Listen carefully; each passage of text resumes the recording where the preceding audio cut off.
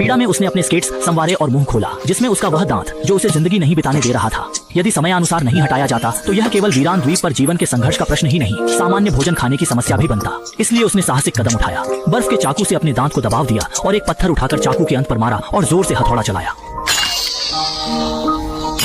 कोहरे में आदमी ने एहसास किया कि एक गंभीर मुश्किल है। उसने खून रुकने के उपचार की सोची नहीं थी। सुबह जागने पर आदमी ने पहले जमा किए गए सामान को ढूंढा।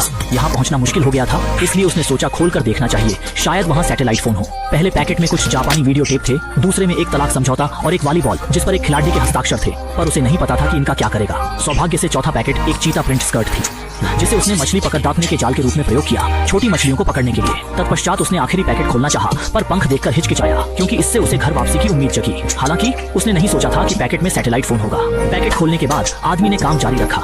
उसने लकड़ी से ट्राइपॉड बनाया और उस पर लीक राफ्ट को छत के तौर पर रखा। कार्डबोर्ड को छपटाकर फर्श पर बिछाया। इस तरह उसने एक छोटा सा आश्रय बनाया। फिर चीता प्रिंट स्कर्ट को फाड़ दिया और इसे फिशिंग नेट में परिवर्तित किया। पर दुर्भाग्य से पकड़ी गई मछलियां बहुत छोटी और कड़वी तथा बदबूदार थी, जो खाने योग्य नहीं थी। इसलिए उसने केकड़ों पर ध्यान केंद्रित किया। पर जब उसने केकड़े की क्लॉ तोड़कर मुंह में रखा तो उसे झांत हुआ कि कच्चा मांस बहुत ही बेस्वाद था, जिससे उसे पता चला कि बिना आग के खाना अच्छा नहीं लगता। इसलिए उसने टेलीविजन पर देखी अग्नि प्रज्वलन की विधि को अपनाने की कोशिश की। पेपर बोर्ड को फाड़कर पेड़ के तने पर रखा और फिर लकड़ी की छड़ी को दोनों हाथों से घिसते रहे। लेकिन एक दिन रात भर प्रयास के बावजूद उसे एक भी चिंगारी नहीं मिली। आदमी बहुत निराश था। टेलीविजन में इतना सरल दिखने वाला काम